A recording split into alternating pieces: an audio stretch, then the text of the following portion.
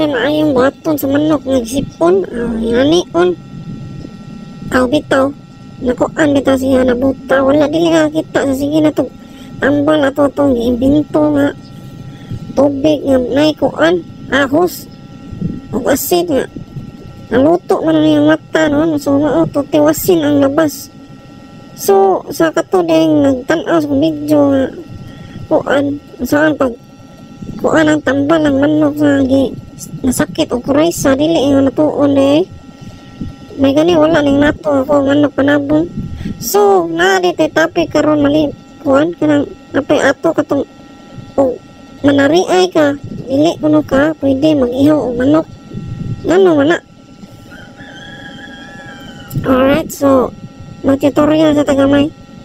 Alright, so ako din ang giputol ang ulo. Ay dili kay ko di mo kung ka ulo gud wanang atong ginabay nga usa pa sad ka nang gihipon mo di no. So aro kana ato na siyang putlon ya sa iyang may kuan binahan na niya kuan pa sa tao pa na sa iyang puki. Tanggalin natin kay ano yan masibo daw, masibo dyan na parte. Tanggalin natin. May itats din dyan, no, itats.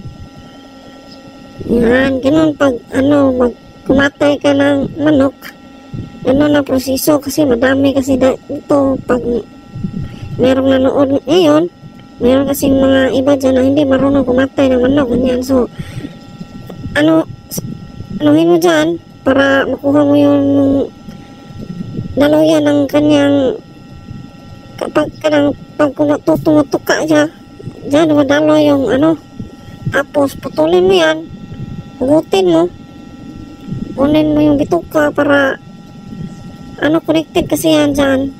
Tapos anuhin natin dyan. Pag ganun mo, huwag mong idiin kasi baka matamaan yung bituka. Tapos yung mga tae na spread sa sa loob ng manok. Tapos mabaho kasi yung tae. Tapos huwag mo masyadong madiin, baka maano dyan sa loob, kaya ganyan ang pagkatay ng manok. So yung mga nood dito, ganun lang, turuan ko kayo kasi isa para marunong kayo sa gawaing bahay, sa kitchen. Ganyan lang pag ng bituka. So wag mong pag mano ka ng kutsilyo, wag paloob yung mo hatak mo palabas. Yan yung bituka ng manok. Ito yan. So tapos hugutin mo ng pagano. Yan, hugutin mo.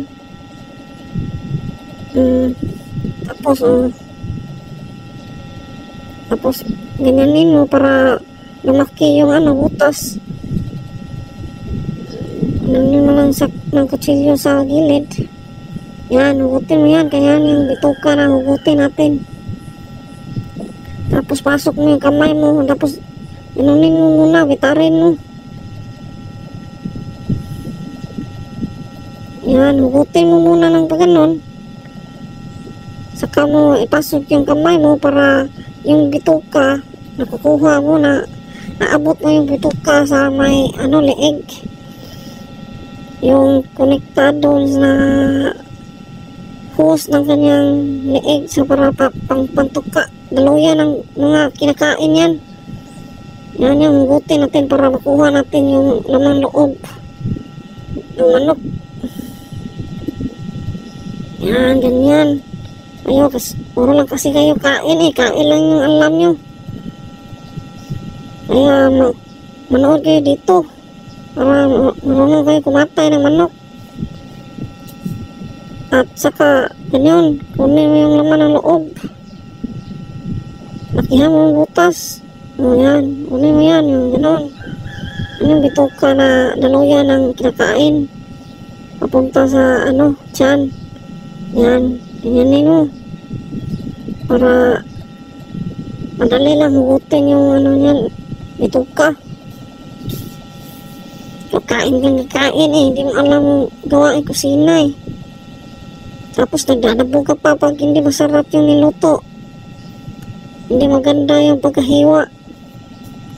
Kaya, ayong mga kabataan dyan, alam ko na sa pagdating ng, yan yung bituka.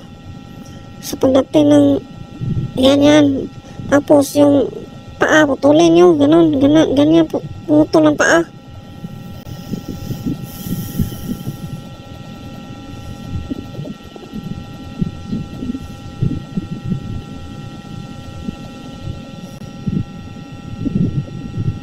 Ganyan.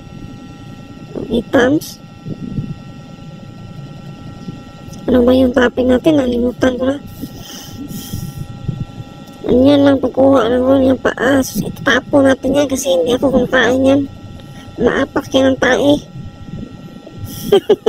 Joke lang. Hindi ko kinakain yan kasi pag chicken lulutuin natin eh. Kaya manood kayo sa video ko na ano tayo ng fried chicken magluluto. Yan, ganun. Natapo na natin yan, pakain sa aso. Yung aso natin tumatahol pag may tao. Pag yan din pinakain mo, kumakain yan ng tao, yung aso mo. Pag hindi mo pinakain yung aso mo, ikaw kakainin yan. Pakain mo yan sa aso yan. Kita mo? Awot mo. Walang ka ano-ano yung ituka, walang tae yung lumalabas. Kasi hindi natamaan yung ituka ng ating kutsilyo. Ano lang, pag iyo ng manok. Tapos, yan, hugasan natin. Kunin natin yung mga sibo-sibo, yung, yan, ano yan, itlog. Maliit pa, mangingitlog pa yun. Kinatay na natin. Kinatay natin kasi nakakaawa yung manok, hindi na nakakita. Tapos, pinapakain ko na yung hindi na marunong tumuka kasi hindi na nakakita ng ano. Ako na yung nagbibigay ng pagkain ng sinusubuan ko na, kaya kinatay na natin. Yan, ganun lang ang itams, ganun lang kumatay ng manok. Ganun pagkuha ng bituka, ganun lang. Ayo, alam ko naman yung mga kabataan ngayon is nasa ano lang, pagkainan na, pagluto na, hindi marunong sa gawain bahay. Kaya naiintindihan natin yan kasi pagdating ng edad na mayroon na silang pamilya, matututo na kayong gumalaw na mag-isa na hindi hinahanap ng magulang. Kaya yan, panood kayo dito yung mga bata dyan, yan yun, kumuha ng bituka ng manok. Kasi yan kasagaran kasi pag may manok kang inaalagaan tapos pangkatay, hindi ka marunong kumatay di. Nahirapan ka, nagtatawag ka pa ng kaibigan doon, hindi kapitbahay. Kaya yan, manood ka dito, ganun lang. Pagkuha ng bituka kasi mahirap kasi kumuha ng bituka pag wala kang experience yan. Natatamaan mo yung bituka, tapos malabas yung tae, itats na ano, tapos nandidiri ka pa, wala ka nang ganang kumain. Dapat ano, malakas yung loob mo, hindi kang arte. Ganun lang kumain naman lang, simple lang. Tapos ano natin sa into pieces, let's cut into pieces. Yan, ganun lang. Sige, salamat sa mga nanonood.